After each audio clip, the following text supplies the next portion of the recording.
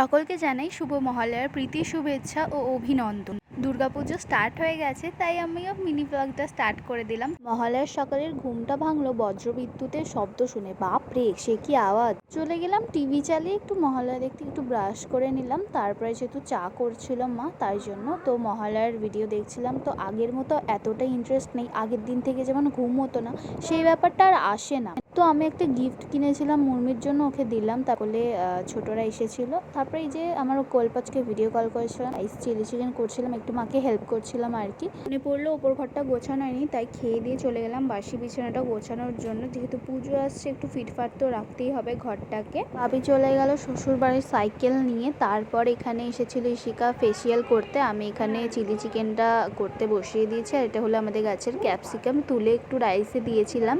আর এখানে আমরা খেতে বসেছি। বাপি নর্মাল খাবার খেলো। দুপুরে সকলে মিলে ঘুরতে গেলাম। এটাই ছিল যে ভিডিওটা।